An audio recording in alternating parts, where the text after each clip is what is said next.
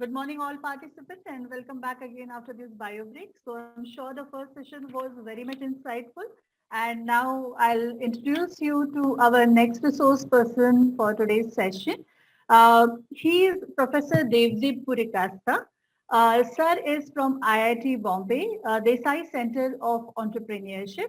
Sir will be addressing and taking us through an overview of social entrepreneurship, the emergence of alternative model of business.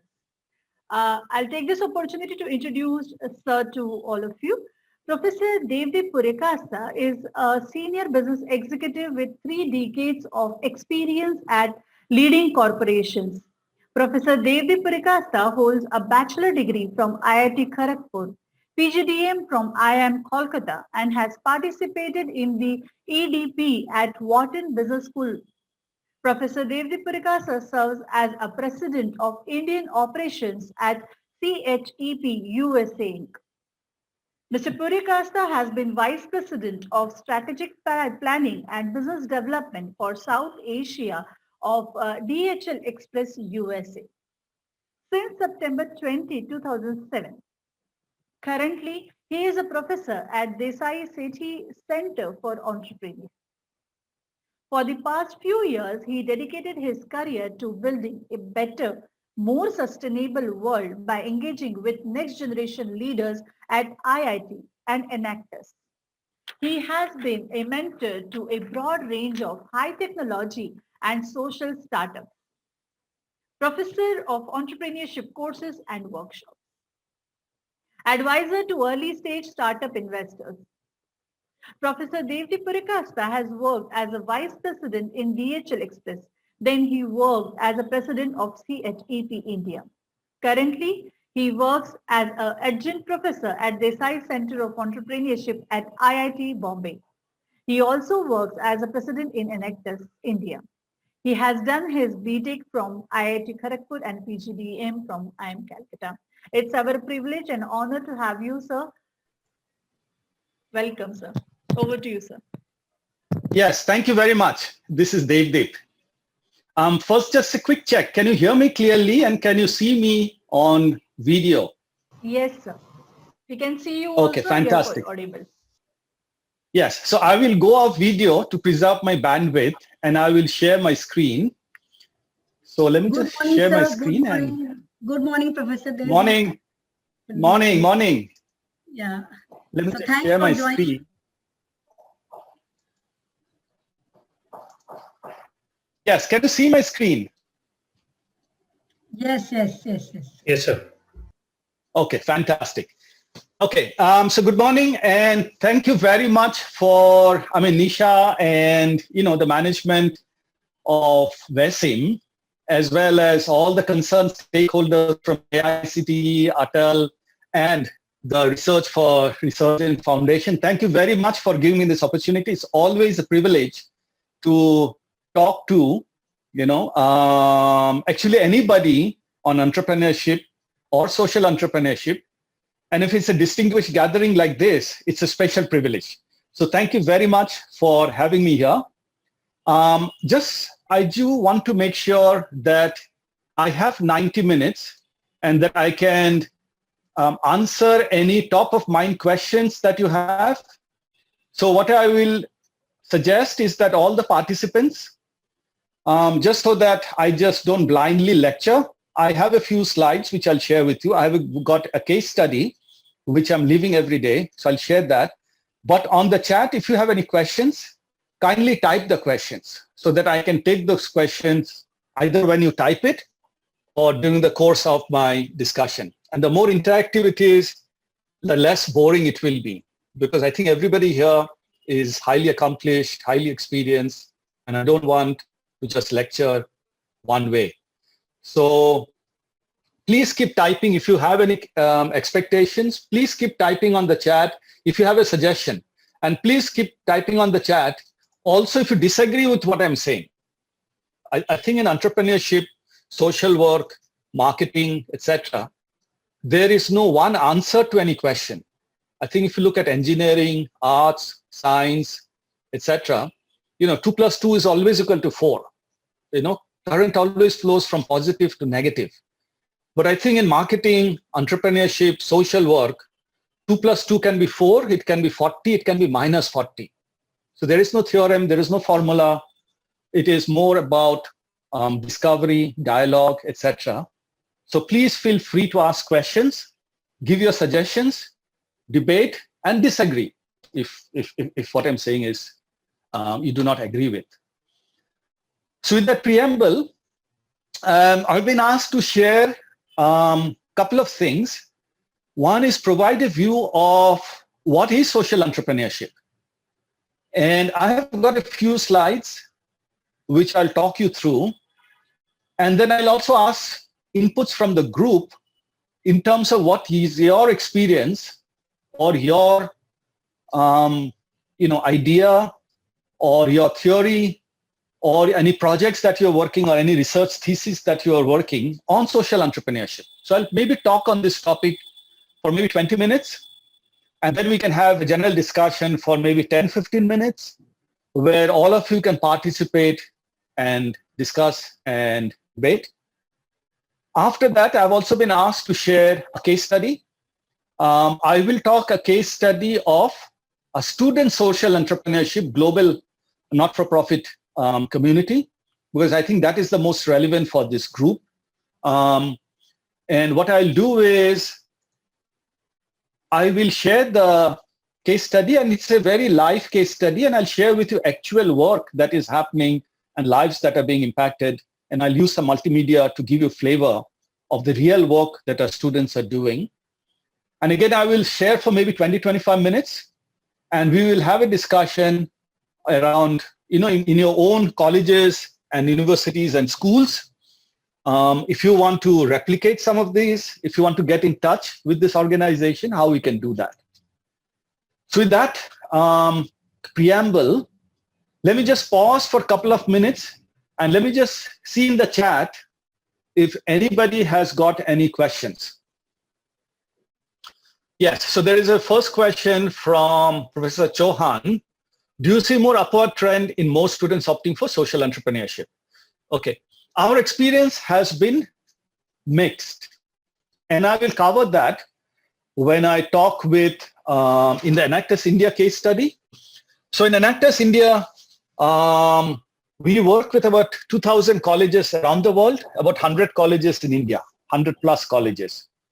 And they include some of the IITs and many of the arts and science colleges, like in Bombay, it will be Jai Hind, HR, VJTI, NITI, it's Chetnas, and so on. In Delhi, it will be all the Stephens and Hindu and LSR, SRCC, and so on. It will also include all private, many private colleges like SRM, BITS, Manipal, KIIT, KIIT in Bhubaneswar, and so on. I think, Professor Chauhan, your question is, do you see an upward trend? I think in the IIMs, your question is in the IIMs. Our experience in IIMs is that the IIM students, and I'm from IIM myself, are very focused on a career choice. And it's a very short course of 1 or 2 years. So expecting IIM students to get into social entrepreneurship or even entrepreneurship, I have not seen that in a very big way. IITs, I have seen entrepreneurship coming in slowly and a little bit of social entrepreneurship coming in. Professor Singh, Varun Kumar Singh, yes, all the PPTs will be shared for revision or later discussion. Any other questions, expectations, doubts?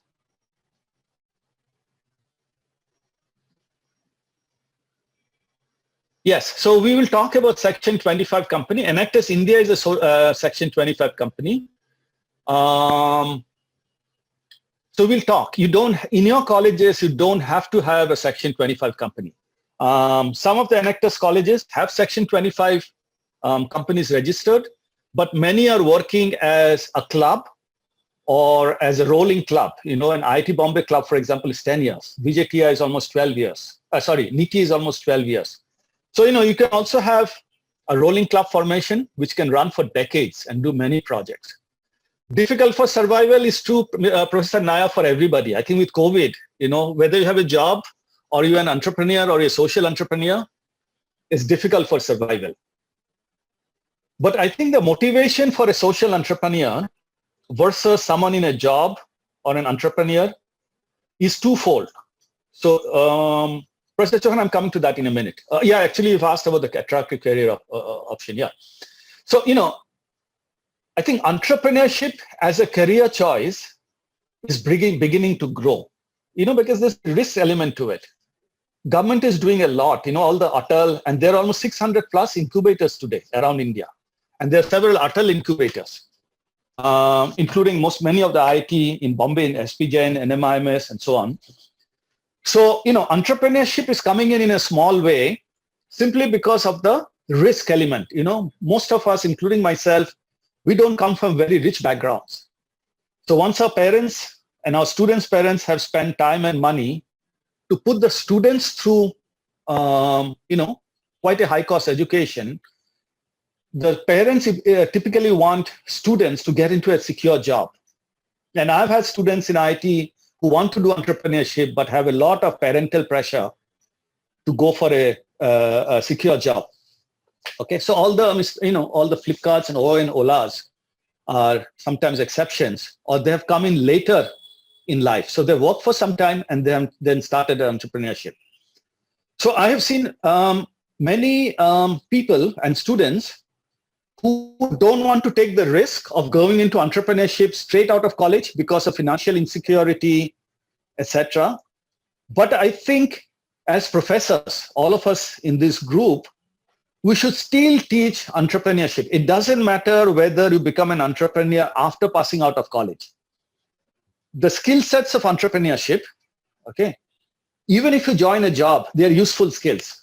And I'll show you the skills that we built in Enactus: leadership, communication, global mindset, okay? Those are the skills you even need in a job. And if you become an entrepreneur after 5, 10, 20, 30 years of your career, you still need those skills. So I do a lot of workshops, and I've had, very respectable, one of the richest CEOs in India attended my workshop. Okay. A very distinguished retired police officer, 68 years old, attended my workshop because they're looking for a second career. Okay, so I think it is important to understand that entrepreneurship has a bundle of skills which is useful even if you don't become an entrepreneur on day one. Social entrepreneurship, I will talk to you when I talk about the case study. Yeah, so we'll talk about entrepreneurship. What is social? When I get into a case study, and some of it I'll answer right now, Professor Chaudhary. Professor Kausambi Chaudhary, I'll talk it. How to practical a social entrepreneur? Yes. Professor Sharma, I'll talk that in my case study. Thank you. I'll talk all of that. So let me just get started on a few thoughts. Let me start with an overview. Okay. So what is social entrepreneurship? The best definition I've seen is as follows. This gentleman is, Mr. Bill Drayton is the founder of the Ashoka movement. And he said it very well. Social entrepreneurship is not charity. It's not necessarily an orphanage or an ashram, Ramakrishna Mission or some of the ashrams, okay?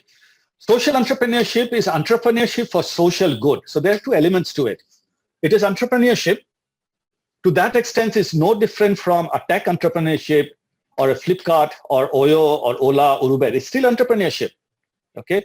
Except there's a social element. And I think Professor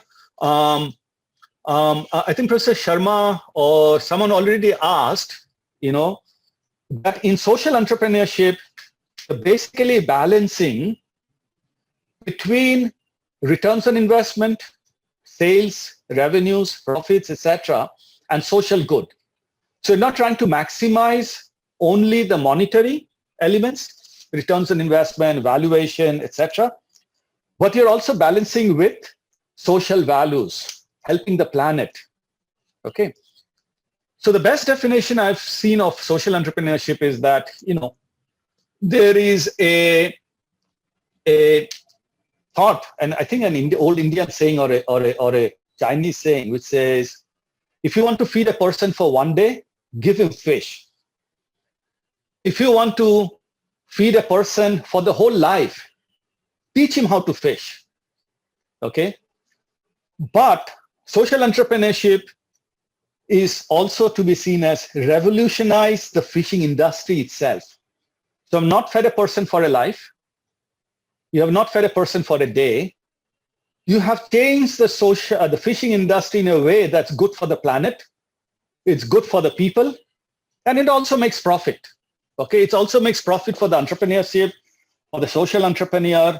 It creates wealth for shareholders. It creates wealth for the country, but it also revolutionizes and helps the planet and the people. So I think this is the best definition of social entrepreneurship I have seen. Don't give fish for a day.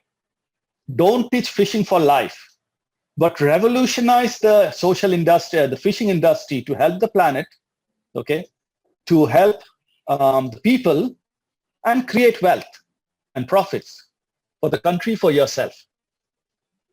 And therefore, Professor Kausami Chowdhury, the skill sets are much higher. The skill sets that you need for a job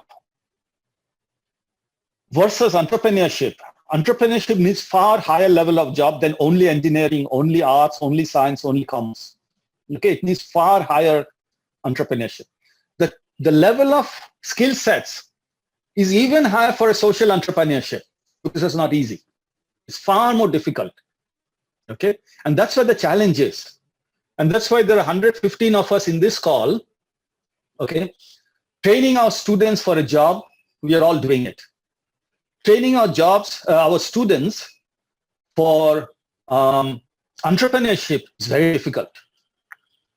Training our students to be a social entrepreneur is very, very, very difficult. Okay, so if we embark on this, okay, Professor Chowdhury, Professor Kamble, Professor Sharma, and everybody else in this call, okay, it is a worthy pursuit, okay, and I have been doing it for the last 5 years, partly with IIT, and then now with AICTE, and I'll share the AICTE case study. I worked in the corporate for 30 years. I could have continued as a CEO of a multinational, but after I finished of 30 years, I find this absolutely rewarding, and I hopefully some of us who take on this challenge will also find it rewarding. So talking a little bit more about what is a social business. Okay, so on the screen you will find the difference between an MSME, okay, which is a government definition. MSME, micro, small, medium enterprise, as defined by the government. About 1 crore revenue, 5 crore revenue, 25 crore revenue, etc., which is an MSME enterprise. Then you have a startup. The difference between a startup and an MSME is a startup also starts as an MSME. It starts as a micro, then it becomes medium, then it becomes social, and then it becomes large. Okay, and we have, like our Prime Minister, Mr. Modi, said 2-3 days back, there are about 40,000-50,000 startups in the country. But the difference between a startup and an MSME is the startup is doing something new, which means it's got a new technology, it's got a new process, it's got a new product, or it's got a very new solution, which could be digital. That's an entrepreneur. That's a startup. A social is also an MSME. If you register it as a not-for-profit company, Section 8, Section 25, it is also an MSME. It is also a startup, but it's a not-for-profit startup, which means it'll be good that you have some elements of MSME, okay, elements of entrepreneurship, but also any elements of social entrepreneurship. You get the tax exemption because Section 8 companies get a lot of tax exemption. They don't have to pay the income tax and so on, and subject to certain rules and conditions, they can also attract money from donors or foreign donors, which comes under an FCR and ACT. Okay, so that's this one slide. It will be shared with you later on, so you can. So there is a question from Professor Manjula. Funding is like a grant, not to give back, but funding. Yes, you're right. funding is actually a loan or a donation. Okay, a donation is like a grant. Funding can be a donation where you don't expect anything. So if you give something to a Rotary Club, Lions Club, Enactors India, Dasera, Gunj, any of those NGOs, if you give a donation, it's still funding, but you don't expect it back. But financing is like a loan. And financing can be a loan. It could also be an equity share. Okay. Yes, Professor Manjula. So that's correct. Okay, let's move on. Yeah, so philanthropic. Yes, Professor Chowdhury. All right. So then, the focus of social entrepreneurship will be something which is called the the Sustainable Goal, SDGs, Sustainable Development Goals, which are defined by the United Nations in consultation with many countries. So social entrepreneurship and entrepreneurs will focus on one of the SDGs, which is a short form for, and you will hear this later, and I'll give you examples when I talk the Enactors case study. So you can be in any of the United Nations Sustainable Development Goals, and on the screen you can see there are 17 of them, and all of them are relevant for India. Number one is no poverty. And if you look up the internet, okay, and the United Nations site, you'll find all these SDGs and the definitions of these SDGs. So you can read it yourself. Number one is no hunger, no poverty, zero hunger, good health and well-being, etc. So this has been signed by most of the countries in the world, and these are quite standard definition. And I'll show you later on in India how the Niti Aayog, ministries, and then officers down to the block level. So if you go to Jamshedpur, the Jamshedpur block level officer is tracking that because there's a lot of industry in Tata Nagar, the Tata Belt and so on. It is also tracked, I believe, by the PMO. Okay, and I'll show you the scorecard. I'll show you a Niti Aayog scorecard later on. But India also has a lot of social development missions which have been announced by our government at central level or state level. So obviously, all of us have seen the Swachh Bharat Abhiyan, which is, announced by the government and our Prime Minister, Mr. Modi. The toilet, access to clean water, sanitation, open defecation, eliminating that. So if you focus on that, you're a social entrepreneurship. And then there are government schemes, women empowerment schemes. These are all government schemes. And they fit into the global scheme of SDGs. But these are local Indian schemes. Apart from the government, there are also government bodies, okay, like the RBI, which drives, socially relevant programs. So this is from the Reserve Bank of India, and financial literacy is a big problem. So, a few years back, people are not even in the banking system. And therefore, the Jan Dhan and Aadhaar and Manrega, the JAM, the Prime Minister talked about. And definitely the Jan Dhan and the Suraksha accounts, they came in. But even if the JAM accounts, the underprivileged, okay, open the accounts, they're not financially literate. Many of them don't even understand the difference between debit and credit. That if you take a micro loan from Bandhan Bank or Jana Bank or some of the microfinancing loans, okay, what is a credit score? Because you have to have a credit score, otherwise you won't get a loan again.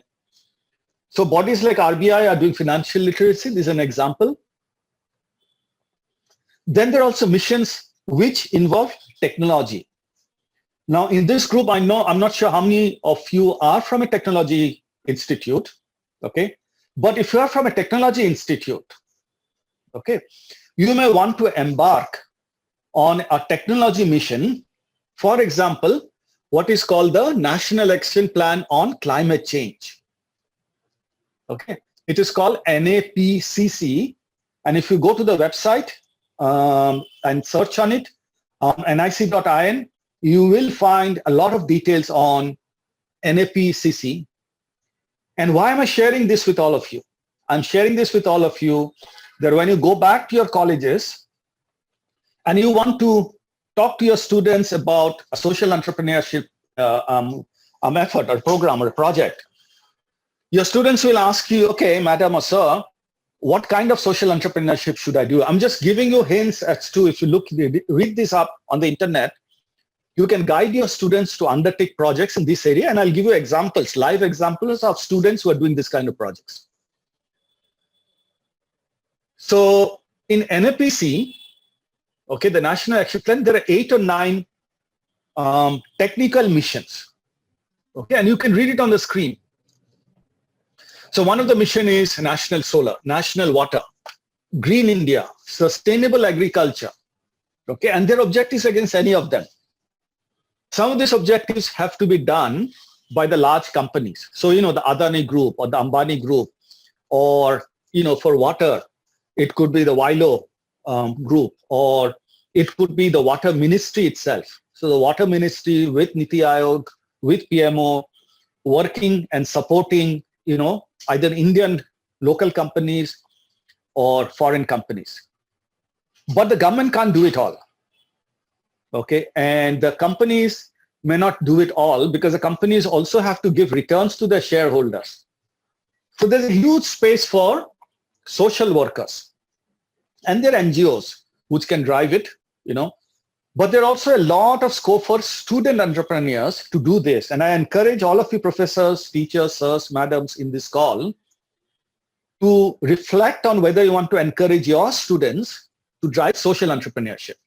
If you're a technology institute, you can select one of the technical missions that I've shown. If you are a non-technical institute, you can take one of the service, driving financial literacy, the RBI scheme. You can drive, women's empowerment. Dr. Dinu Raj, I've seen your chat. Yes, but remember,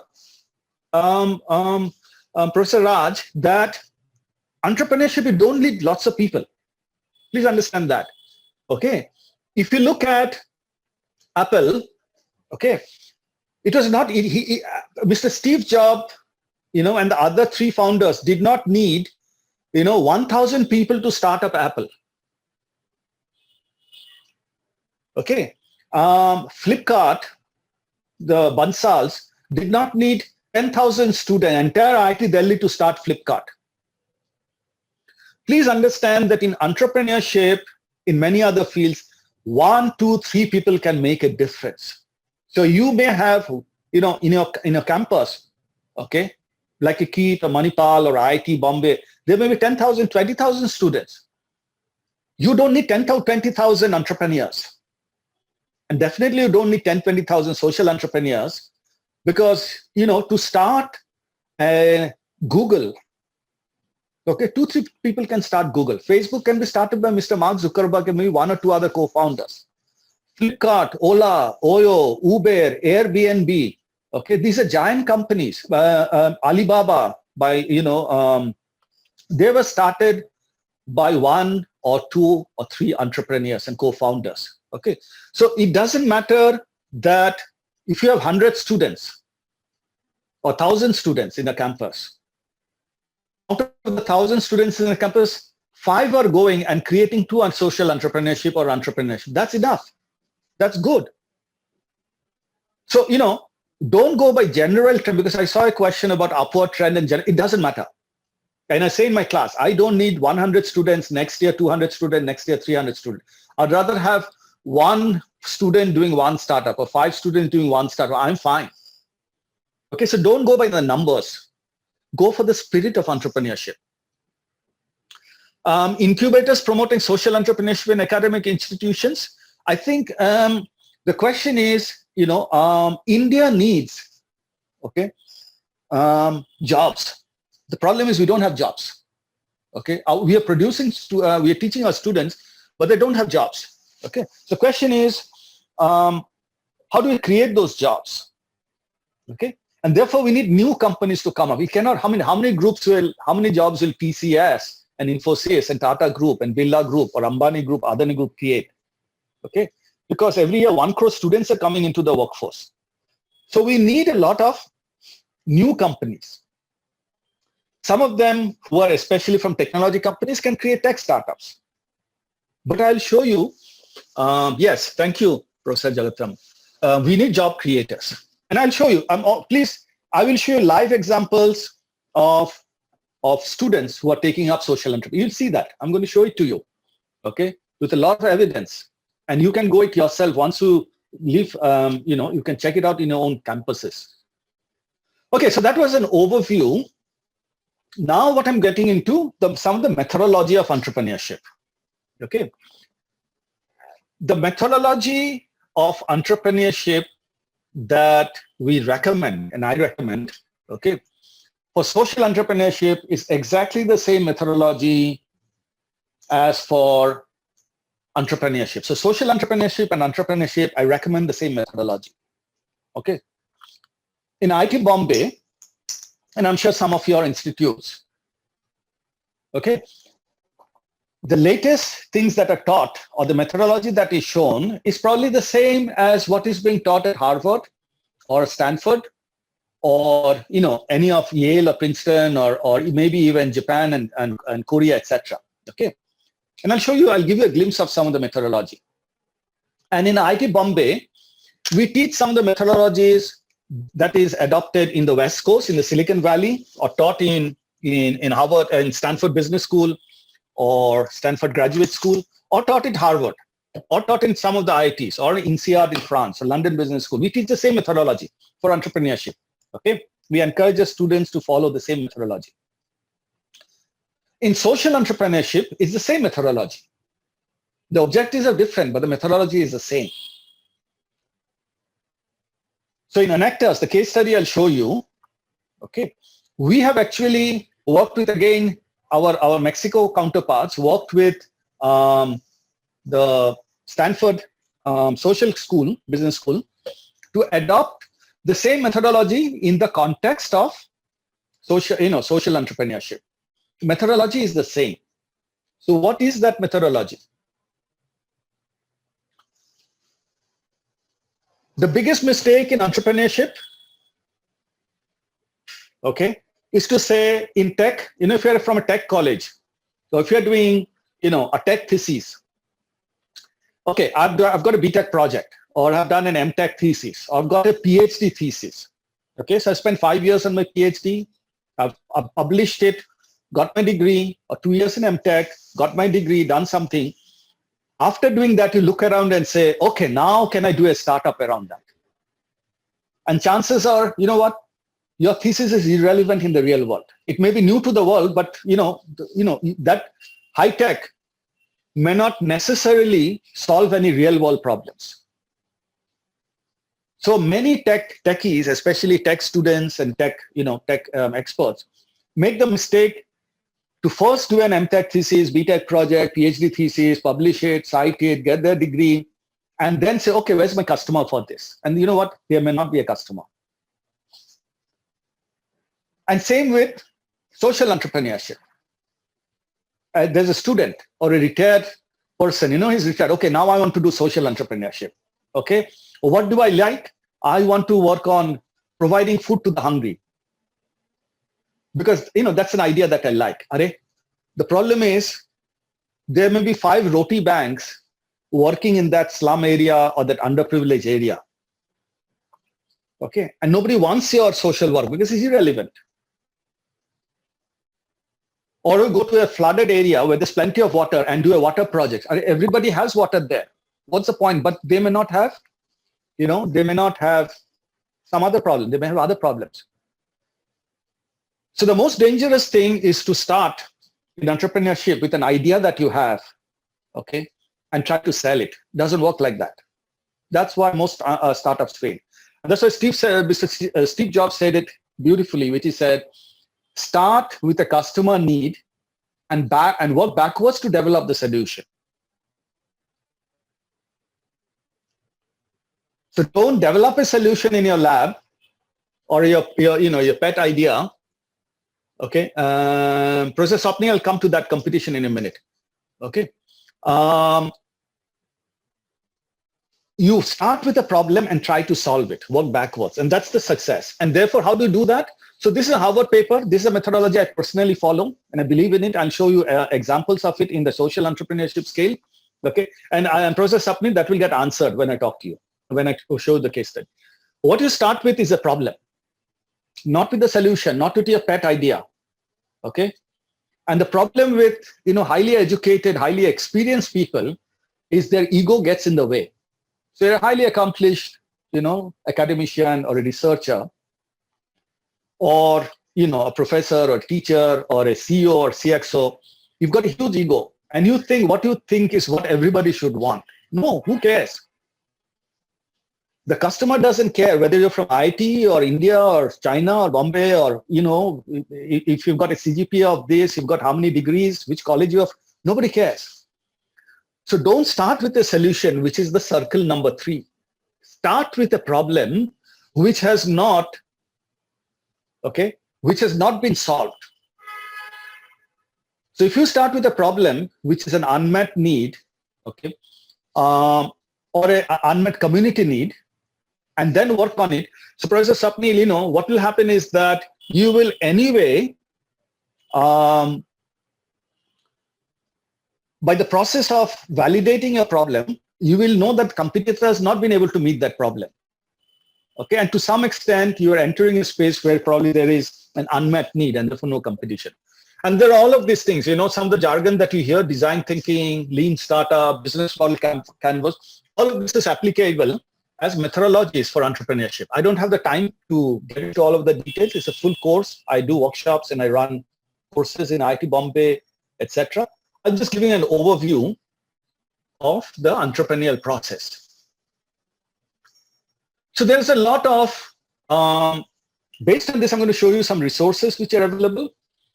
I talked about United Nations SDGs. The government of India at Niti Aayog level, down to all the way down to a tehsil or block level, and the PMO level, strictly monitor how the India is doing on all the SDGs at state level.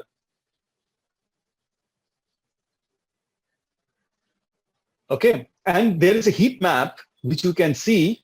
Every state is being ranked and government officials. So if you have a factory, first you're a government official, block officer or district magistrate, something, or a pollution officer at a particular, a district where there's a lot of industries, you will be measured on pollution. And they have a separate.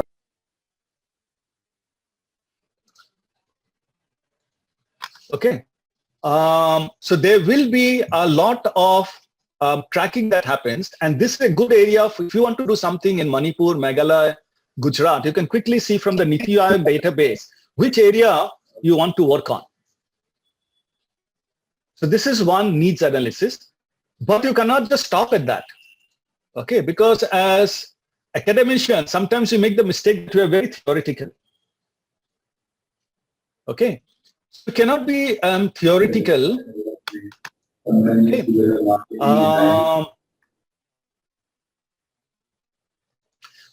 You cannot be theoretical and just look at Niti Aayog database or Google search or something. You actually have to, for social and for entrepreneurs and social entrepreneurs, you actually have to go and validate the need for the community.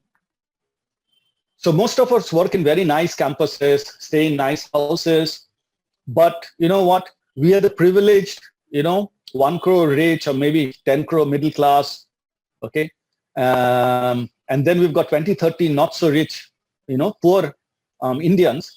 And there are 40, 50, 60 crores who are almost on the poverty line, technically below poverty line, but very underprivileged. Okay. And if you're doing social work, you have to go there. You have to go into the slums of Deonar or Dharavi in Bombay. You have to go to the sex trafficking. I've got students who are working with sex trafficked women and try to rehabilitate them.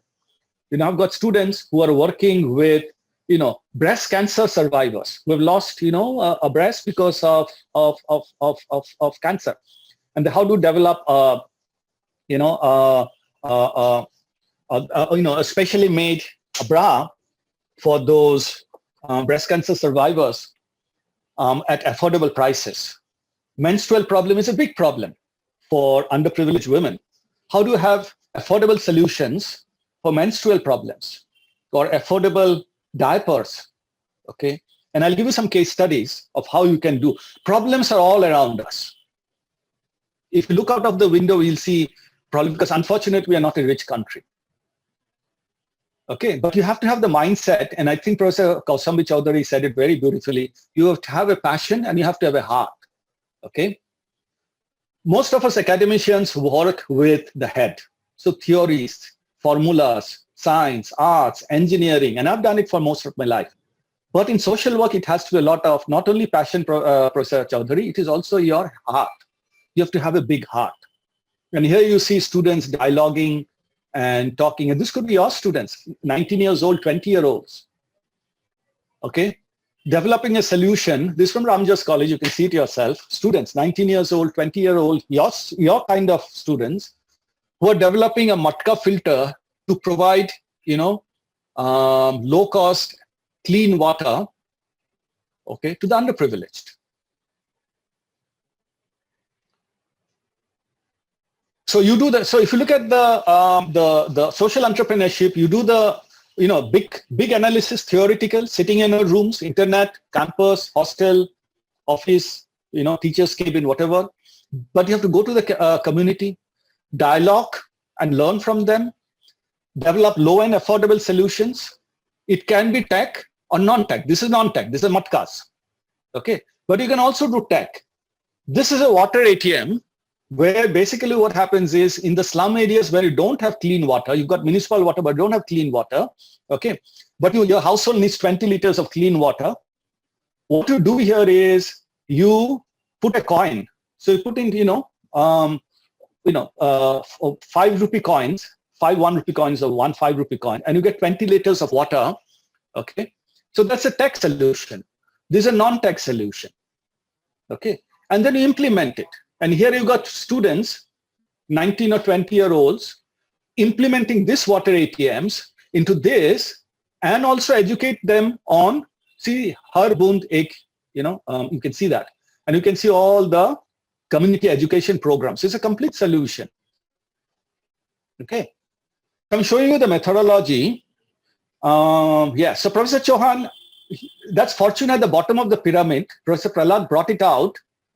Social entrepreneurs will talk below the bottom of the pyramid. Bottom of the pyramid is a lot of times in the corporate sense.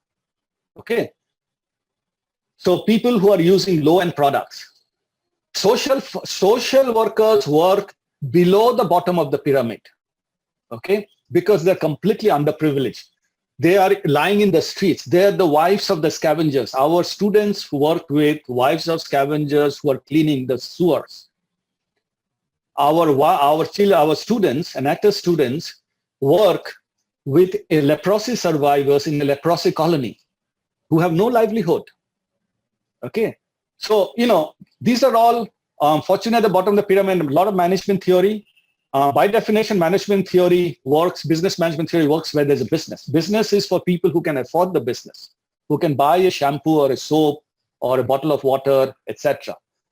Social work, a lot of it is below the bottom of the pyramid of people who cannot even afford food.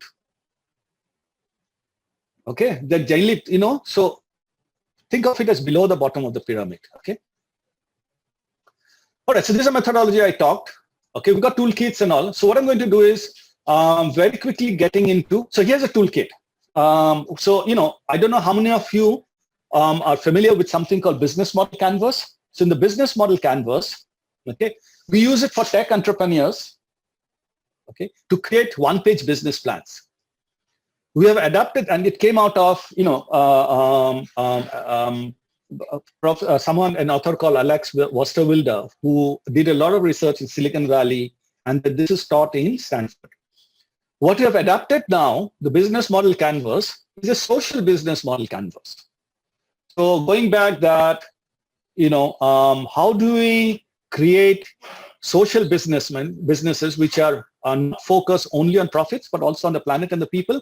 So we've adapted it. So there are toolkits which are available. Okay. So Professor Pant, was Gandhiji great? I think we know Mahatma Gandhi more as a freedom fighter and as a social entrepreneurship, because at that time, when the British were there, the immediate need was, they destroyed Indian industry, the colonialists. Okay, they destroyed us. We went from 17-18% of GDP when before the British came in to maybe, 0.5%, 1%, as Mr. Shashi Tharoor talks about. And the need was at that time, not social entrepreneurship maybe, but in terms of freedom from the British, get rid of the colonialists, and also reforms, because we had, there's work around and so on. So I guess Mahatma Gandhi was more around freedom fighting, getting the priority that time was to get the colonialists out of India, the Brits out of India, and then also reform some of the ills in a society, the reformist of Hindu religion or whatever it is. And then when we got independence, our Prime Minister, Jawaharlal Nehru and others, decided on the social economy, socialist economy, and public sector, because our education levels are low, our life expectancy was low. So we could not expect what we are talking in this call now. Okay, what we are now talking in 19 January 2021 was not what we could have done on 15th August 1947. Okay, and therefore our Prime Minister agreed on certain priorities driven by the government. Today, okay, is different. Okay. So today we can talk about social entrepreneurship and entrepreneurship itself. Let me pause here, and I'm going to get into a case study now. Okay. But before I get into the case study, any questions on the chat? Are you okay with what I'm saying? Is it making sense? Because, if I'm saying something which you don't like or is not relevant or useful for you, please give me feedback. So I'm looking for feedback in terms of, am I meeting your needs? Am I, do you have any questions, disagreements? So you can please type on the chat.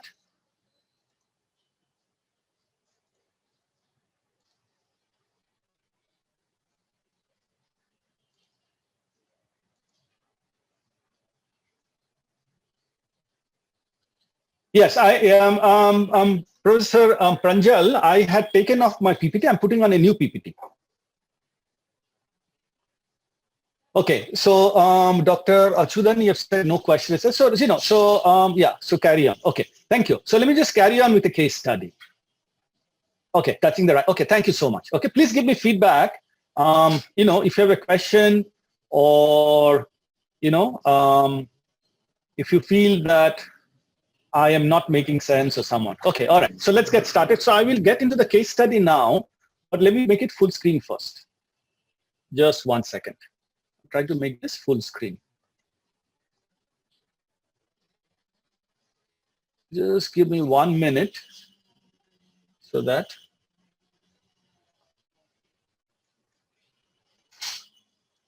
Yeah. Okay. All right. Can you see my screen? Is it full screen? It says Enactors India on top. It is a new PowerPoint. So can someone type on the chat if you can see my screen? Because it's a new PowerPoint and I'm sharing a new PowerPoint. Can you see this? Can you please say yes or no? Someone on the chat? Yes. Okay, fine. Thank you. Thank you, Dr. Mahesh. Okay, fantastic. Thank you. Thank you. All right. So I'm going to take a case study of something called Enactors. Okay. I happen to be the Chief Training Officer and the President of this organization. I run it for India. Okay. Apart from my IIT assignment. So I'll give you a little bit of perspective how it started. So, it started sometime in mid-70s when the US was just getting out of the Vietnam War. And there was a lot of anti-establishmentarianism because the young people at that time were sick and tired of the Vietnam War. And there was a lot of hippie movement. There was drugs. Many of us were in the college at that time, probably. And we read about the hippie movement and free love, free sex, drugs, and so on. Woodstock, all those music and so on. Okay. And there was a need to bring back the youth into the mainstream of nation building and entrepreneurship. So Mr. Sam Walton, who was the founder of of Walmart, okay, then sponsored this movement called Student in Free Enterprise, which later became AICTE.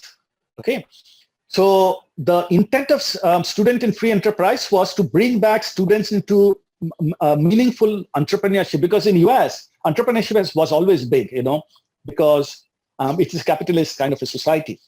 So they had to get the students back from, resisting Vietnam War and free sex and hippies and all of that into meaningful work. So he sponsored this Student in Free Enterprise, and it spread to about 700-800 colleges in the United States. And also remember, Walmart at that point in time was expanding in a very big way. So they also needed a lot of employees. Okay, and Mr. Sam Walton told Mr. Jack Schumacher, who was the vice chairman of and shareholder of Walmart and passed away some years back, to start this. And then it started in Texas, okay, and then it spread across US.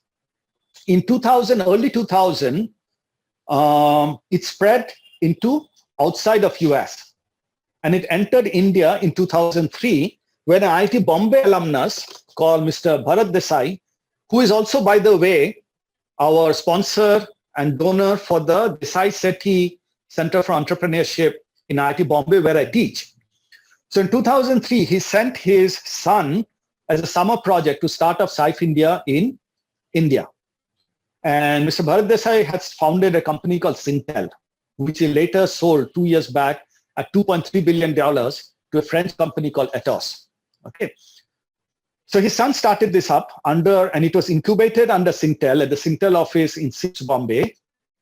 And then in 2012, SAIF globally became AICTE. And then India also became AICTE India. Okay. So this is what it looks like. So a global footprint today is, you can see it yourself, focuses on 17 United Nations global goals, SDGs. It's in 37 countries, about 1,730 university programs across those 37 countries. There are 70,000 odd students, and you can see yourself, the kind of projects that they're doing. And it is supported by about 500 odd partners. It's funded by them, Walmart Foundation, Unilever Foundation, KPMG Foundation, and so on and so forth. And the vision, the global vision of all of this is to create a better world. And in India, our vision is to create a better India. And the way we do it versus any other NGOs, so if you go to a standard NGO, they will have a mission, they will run a school, they'll run a school program, they'll have a hospital, and so on, or run an health program, and they will have employees. Okay, so we don't have employees. So in India, there are only 3 of us. But I'll show you later how we have, thousands of students who work pro bono free for us, doing a lot of social projects. I'll show you to that in a minute. And if you have to qualify all the volunteering hours, there'll be about 100 employees. We are also supported by a network of over 250 mentors there. Many of them are CEOs, vice presidents, academic leaders, government officers, and so on, professors, okay, including our IIT Bombay director, and so on. And they also work pro bono. So if you want to monetize all of those pro bono work, it'll run to crores. That's our model. So let me show you what is the India impact.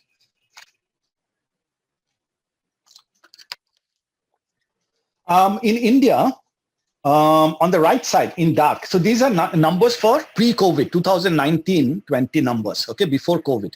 Okay, so in India on the right side, okay, we are working with about 100 odd colleges. We get a lot of, every week we get, college application wanting to join AICTE, but we've got a lot of process which I'll show you later on, okay. So we work with top colleges, top students. Before COVID, year before COVID, they work on about 270 projects, okay. And on the left side, you see the impact of those power projects. About 8 lakh lives impacted. About 1,000 entrepreneurs created. And I'll show you. You can yourself go and meet some of them. So many people skilled. You can see those numbers. So the real impact of enactors is in twofold. And all of you professors and teachers, sirs and madams in this call can actually do this in your college. One is, remember, there's a short-term impact of the social projects, which is the numbers on yellow. If you start up enactors in your college, okay, you can actually impact 10 people, 20 people, 100 people, 500 people, 1,000 people. But you know what? More important thing is, out of your 100 students in your class, 1,000 students in your campus, 20,000 students in your whatever, and if you 5-10 of you work on social entrepreneurship, you are creating leaders, future leaders. You know, these students someday will be an IS officer, an IFS officer, a CEO, a vice president, a general manager, a professor, or an entrepreneur. But because he has done social entrepreneurship and understood the real world, when he becomes, these people will run the country, You don't need thousands of people to change the country.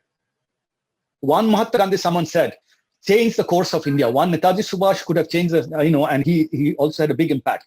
One Prime Minister Jawaharlal Nehru, or Mr. Modi, or Mr. Arvind Kejriwal, whoever you admire, okay, can change. One entrepreneur, Mr. Tata, Mr. Birla, Mr. Godrej, one Sachin Bansal, one Ritesh Agarwal can be an entrepreneur. One Mark Zuckerberg, one Larry Page can change the world. So you don't need your entire campus to change the world. If you have 100 students in your class, 1,000 students in your campus, you need one or two who is a future Mark Zuckerberg, a future Mr. Modi, a future, whoever you admire. Okay, you don't have to. Okay, so what I'm saying is that you can impact the world in two ways. One is create future leaders, and the other is short-term impact. Okay. So we do a lot of projects in enactors, okay, done by students. Okay, and they're across, and they're monitors, and I'll show you how all of this is monitored. There's a lot of reporting goes on by SDG, so you can see on the top how many projects, how many people impacted, how many students were there, how many social impacts, and I'll show you a couple of videos. So this is on gender equality, because women, by the way, in IIT, like most tech colleges, is male dominant. So 95% will probably be males, even though government is trying to get in more females. In enactors, 63% of enactor students are females. Okay, and they have a lot of empathy, and therefore we do a lot of work under gender equality. Women who are deprived, below the bottom of the pyramid. As I said, trafficked women. Our students go to the red light area and do work. And these are 19, 20, 30 years. How many of us have gone to a red light work? Okay. So, but our students are going there. Okay. How many of us have gone and worked in the slums of villages, or sat in the scavenger community, or visited a leprosy colony, or visited an AIDS, and spent time. Okay. And remember, one of the social entrepreneurs, not that always have to give food, or a prosthetic bar or something. Many times, someone who is underprivileged, they need something called dignity. All of us in this call, 114 of us, we are all, very respectable people. We've got our degrees, we have money, we're living in nice house, campuses, etc. But an underprivileged woman especially, okay, doesn't even have self-respect, self-confidence, dignity many times. If you're abused, you don't have dignity. Acid attack victims. Our students support acid attack victims. When you get an acid attack, God forbid, your dignity is shattered. One of the things is to build back the dignity of that person, and that you're capable of doing something. So it's not in social entrepreneurship, our students do a lot of counseling and so on. So I'll show you that. So, in entrepreneurship, it's all about a product and solution. A lot of time, the solution is just to give dignity. In the lockdown, our students have worked on helplines to prevent suicides, because what happens is, when there's a lockdown and the husband is always at home, there are a lot of cases of women abuse at home and male abuse also, and people wanted to commit suicide. Okay, so if you look at the valuation versus values, we all know what are the valuations of a tech startup, $10 billion, $1 billion, $5 billion, and so on. What is the value if you prevent one farmer from committing suicide? What is the value of if you give dignity to an abused woman, acid attack, sex, whatever. What if you had to choose between 100 crore valuation and preventing one suicide? Okay, you have to decide which is more valuable. Is it the valuation of the financial startup or the values of giving dignity, livelihood, prosperity to people who are below the bottom of the pyramid? Okay, and I'll show you some of that. And this is clean water sanitation. I'll give you live examples, okay, through videos and so on. But let me talk a little bit about what it means for the students, because all of you are teachers, all of you have students. So I'm talking now on the right side. So we do a lot of surveys. So we did a survey, with a global company called Universum. They do a lot of employer branding surveys, is leading. But the difference is that they do student surveys. So they surveyed normally about 25,000 students a couple of years back, and this year we're going to do it again. We asked them to do a survey of 1,000 AICTE student along with the 25,000 normal students, which could be some of your students also, okay?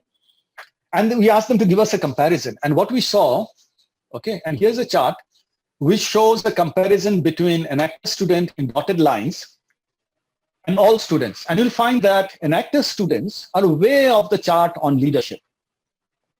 Because, you can be a very good engineer, but a very bad leader. You can be the topper of the class. Your topper in class may not end up being a great leader in terms of leading a company, leading the country, leading a department, leading a ministry, leading a state, leading a nation. So leadership is a very nebulous concept.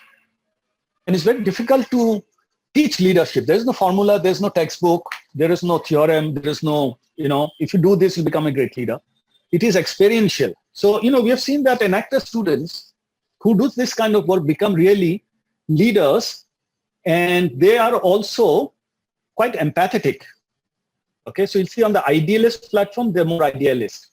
On the entrepreneurship, they're more entrepreneur. They're also global because we are global, right? Okay. But of course, they are also leaders and therefore alpha, alpha males, alpha females. So very, very also dynamic. Okay. And we also ask them what are the, so if you look at the AICTE's top skills, the biggest one is responsibility.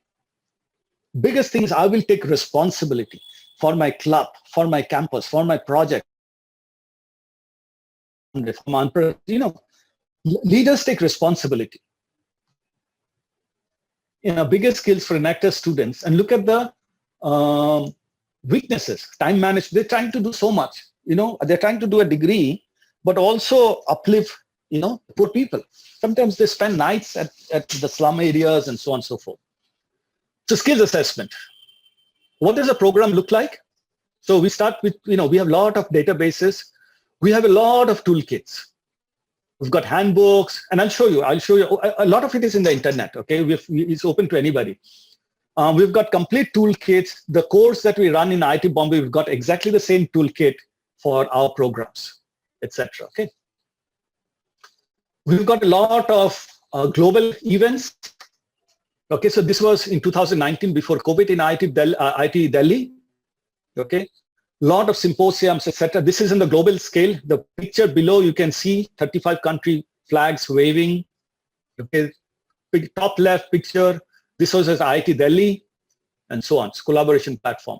We do a lot of industry mentoring. Okay, this is me. Okay, with some of the students here. This gentleman on the spectacles. This picture is in San Jose in Silicon Valley, and these are all IIT Delhi students.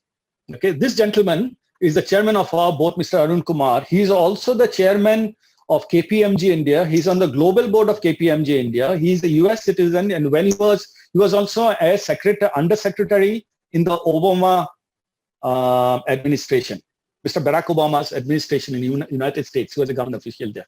This gentleman is the Thai, okay, president for Silicon Valley. This picture is one from Silicon Valley.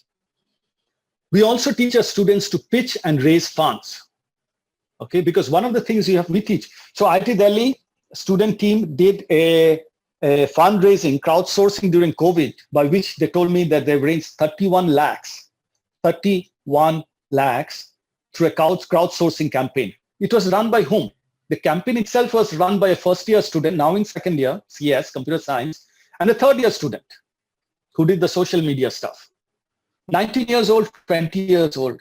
So when, one thing we all have to remember as teachers, okay, is that when you look at the students, some of them they are students, of course, all of them are students. But in that students, there are a few future Mr. Gandhi, or Mr. Netaji Subhash, or Mr. Mark Zuckerberg, or Mr.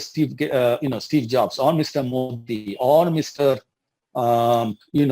Take your pick, or Miss Mamata Banerjee, or whoever you admire. They are the future leaders sitting in the class. And the time was when age was an advantage, because if you're older, you know more. Now in the days of internet, age is not always a plus point. A 19-year-old, 20-year-old, Mr. Mark Zuckerberg started Facebook in Harvard dorm when he was 19. Okay, 19-year-olds, 20-year-olds can change the world. And as teachers, okay, I'm late 50s. Okay, it's my job to identify the 19, 20, 21-year-olds who can change the world and teach them and give them opportunity. That is where, so we teach everybody, 100 students in our class, 1,000 students in our campus, but there will always be the future Zuckerberg or Bill Drayton or Mr. Modi or Bansal, or the Flipkart guy or the Uran guy or whoever, okay? And we have to pick them up and we have to give them these opportunities. We also do a lot of competition. Okay, we are funded by a lot of these global companies. Okay, we are also highly recognized. You see that this team, and I'll show you a video of what this team did. And this is at the Rashtrapati Bhavan, where you'll see that our president, Honorable team, and Delhi University College principal to Rashtrapati Bhavan to felicitate them. The video is in the internet. Okay, this is at the World Cup, where India became the champion team, okay? If you go to the internet, I'll show you all the links, okay? You will find the global CEOs. These videos are all there. They're asking you. This is the global video of, the chairman of Coca-Cola Global Company, Doug McMillan, the CEO and chairman of Walmart Global, okay? Hershey's Company's global CEO. Keith Kreither, president Unilever, now a social organization global chairman, okay? This all talked about AICTE, and those videos are all available.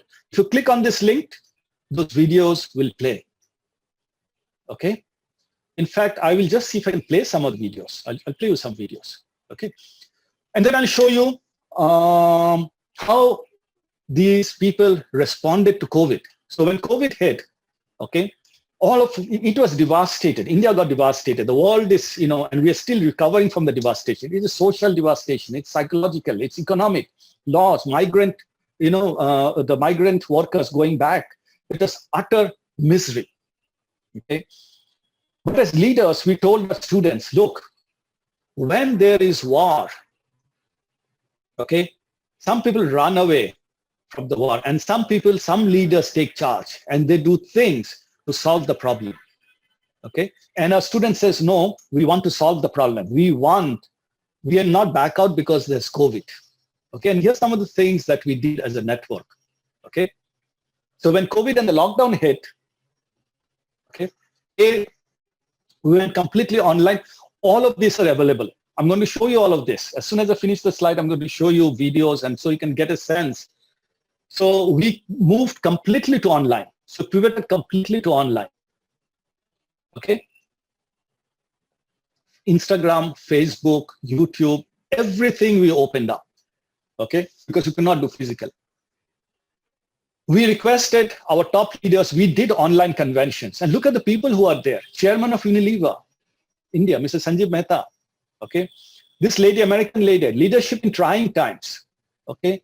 Is a global commercial head of Coca-Cola company globally. You look at this gentleman, Professor Subhash Chaudhary, who Nisha will know very well, IIT Bombay director, Professor Raj Jaswa, a serial entrepreneur from Silicon Valley. We invited these people to talk to our students. Okay, and they talk to our students, and they give messages. So we invited Mr. Sivanandan. He's an ex-retired Director General of Police of Maharashtra. And if you internet search, so when the encounters happened, you know, to control the underworld in the 90s, you know, when underworld had run amok, there was a lot of encounters and all legal, all successful, and he was crime branch joint police commissioner. And then when the terrorist attack happened in Bombay, okay, 2008-9, he was the commissioner of police in Bombay. And then he became very renowned person with a big heart. And we invited him to talk to our students on what is leadership in the times of crisis when your life is at stake. Because in COVID, life is at stake, right? If you do some work, life is at stake. So he came and said, look, when I became the joint crime branch commissioner, joint commissioner of police crime branch, and the underworld was ruling Bombay, our police officers were facing bullets when he was, he took over as Bombay police commissioner. There's terrorist attacks. But you cannot shy away. Our police force, when there's Siachen encounter in Ladakh or Leh, and our Jawans are facing the Chinese or the Pakistanis, you cannot run away. So our students have to learn not to run away because there's COVID. So we got, leadership message done from this kind of people. And then there's you can see from a billionaire entrepreneur in Dubai, okay, who sent out messages. We run a lot of programs. We are running, and I'll give a feel of some of these programs, okay. So we do a lot of programs around, One Race for Oceans, which is ocean pollution, climate action, plastic waste management. And then we collaborate with Ford Motor Company, okay, to run a global challenge on COVID response. And 3 of our colleges were shortlisted out of globally 14. So there are, I think, a couple in US, 1 in UK, 1 in France, and so on. And there were 3 from India, IIT Delhi, SRM, and Netaji Subhash in Delhi. And they came up with solutions like helpline in COVID to prevent suicide. Okay, that was IIT Delhi project, I think. Then drone delivery of medicines into lockdown areas. Okay, which was the SRM project in Chennai, and so on. Okay, so encourage this. We run a lot of programs here. Skilling, beneficiary skilling. Okay. We have got a whole center. I'm going to show you now. I'm going to give you some demos. So, if after this one, if you are you can go to the internet and look for it. Okay, I'll show you. Okay, and I said about the global COVID response. So you can look at the 3 Indian colleges. Okay. And you can see other colleges from around the world working on COVID response.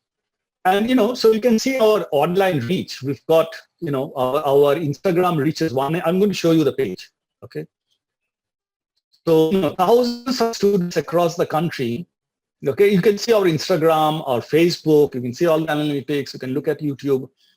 So these are all online platforms, okay? And you can see thousands of students who are actually getting access to this, and your students are most welcome to see some of this. So I'm going to show you, demonstrate something to you. I'm going to stop sharing my slides because now I'm going to show you a few things, resources online, etc., videos and onlines which are available to your students.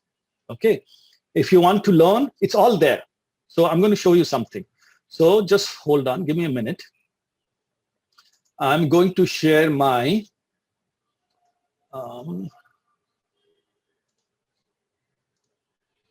okay, so this is the Instagram page. Okay, but before, just to make sure that it is visible, can someone in the chat, can someone tell me whether you can see it on the screen, the Instagram page? So can you see? It should say official India. See, remember one thing, ladies and gentlemen. Yeah, thank you. Thank you, Professor Gani. Yeah, thank you. Thank you, Professor Vishnoy and Lakshmi Priya. Remember, the elderly people are on Facebook and so on, and some of us not even on Facebook. Our students are all on Instagram, and of course WhatsApp and other things. Okay, so it's very important that as teachers we have to be in terms of being connected with a student, not just in a classroom but also electronically. So you will see here, okay, and this has got, remember, 1.5 million impression in the last several months. It's got a reach of about 190,000. Okay, a lot of students see it. So for example, so inside there are a lot of posts, how to make a project sustainable. These are students teaching students. We don't make this post. These are students teaching students. This is KIT, which is Kalinga Institute of Technology, sharing their projects. Okay, these are students teaching students. Okay, these are testimonials of underprivileged peoples. Underprivileged people. These are college. You can see all the colleges around the country. This is Punjab University, Hansraj in Delhi. Okay, our Instagram is flooded with. So if your students want to see, okay, what is student social entrepreneurship all about? You will have hundreds of posts here, hundreds. All the project details. This is LSR, Lady Shriram College. This is Miranda House, which is ranked by NRF as the best rated college for the last 4 years. Look at their post. So this is Miranda House. Okay, these are the students, like your students, absolutely like your student, 19, 20, 21 years old. Okay, this is the team. And these are some of the project shots that they share. So if your students want to reach out to any of these enactors colleges, they can reach out, There's plenty of this thing on Instagram. It's flooded. Thousands of students coming. So these are projects now. Okay. So look at this. Look at this one. Punjab University is doing on social anxiety and its effects, because students are also having a very tough time. There is a final year student have problems with jobs, other jobs. First year students have probably not even joined the campus. They've never seen the teachers. They've never seen the batchmates. Second, third years are worried. So there's a psychological problem. So our students actually organize for themselves psychological workshop. As when we teach arts, science, engineering, whatever, and management, fine. We're teaching them the core subject. But are we taking care of the psychological needs of our students, okay, who may be going under a lot of psychological stress? Okay, so, we have to address all of these. And then if you go down, you'll find a lot of, now we'll get into, if you go down, you'll find a lot of project stories, okay? Is there also a YouTube channel? So that's Instagram, okay? We also have a website. It's called enactorsindia.com.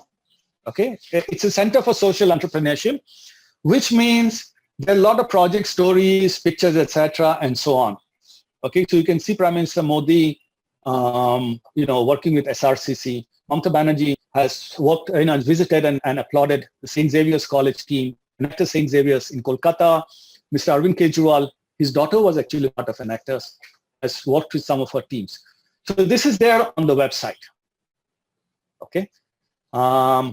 There are project videos. There are lots of project videos on their website. So if your students want to start up and they are worried, okay, what kind of projects to do, okay, there are a lot of projects here. So I'm just trying to get that.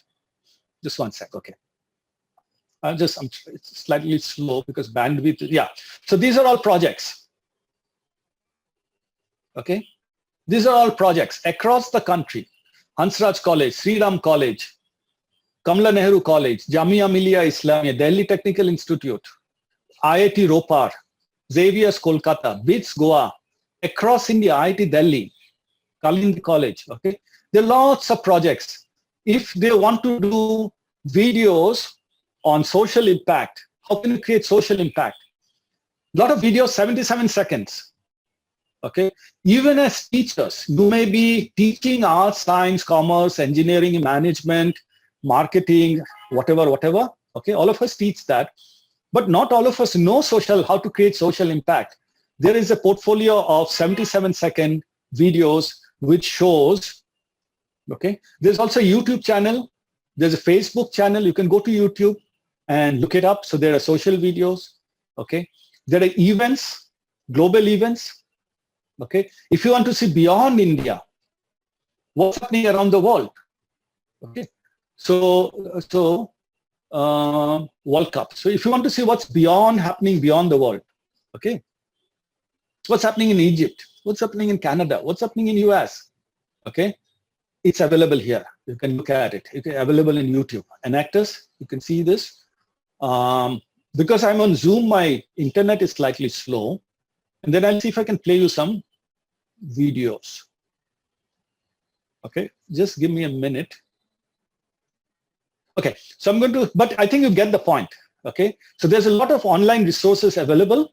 I'm going to now finish by showing you 2 videos of actual work, an actual project, because all of this is available. I showed you where to access more videos, but let me show you a couple of videos so that you know. But before that, I need to get some more bandwidth. Stop sharing. Okay, so I'm going to play you a couple of videos if the technology allows it. Okay, let me see if the technology allows it. Hold on.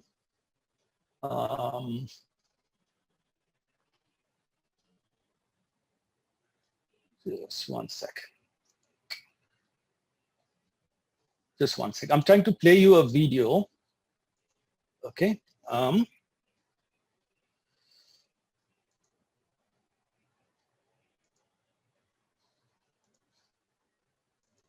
Okay, first of all, can someone type on the chat? I've changed the sharing screen. Okay, I want to share you a couple of videos. One is from a tech college called AICTE Delhi and a non-tech college.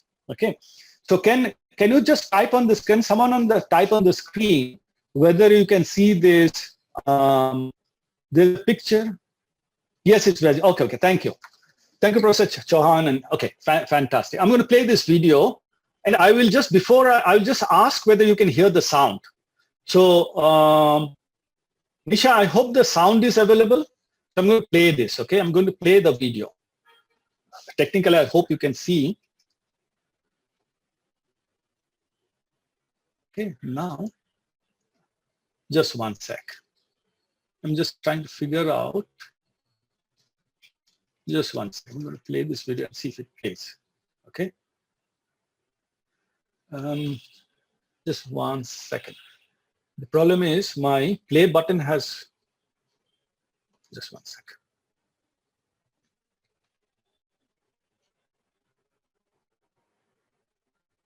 Video is playing. If you, yeah.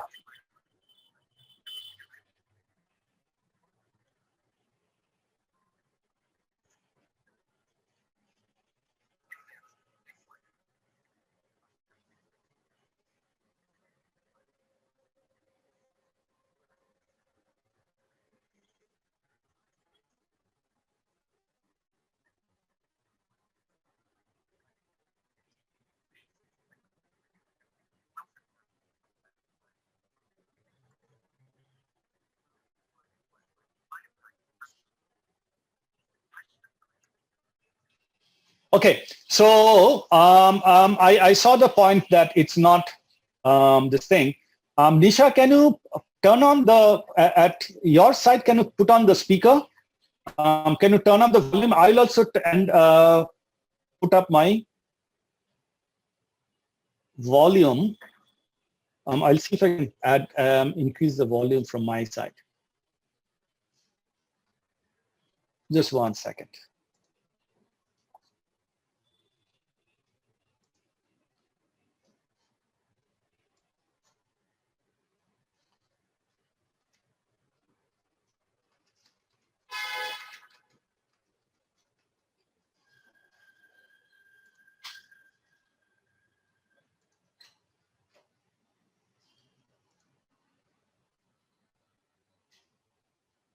Yeah, there's no sound because I've stopped sharing. But yeah, I will explain. So I'll play the video. I will just hold on. Nisha is calling me. Hi, Nisha. I think the video is not playing, but that's okay.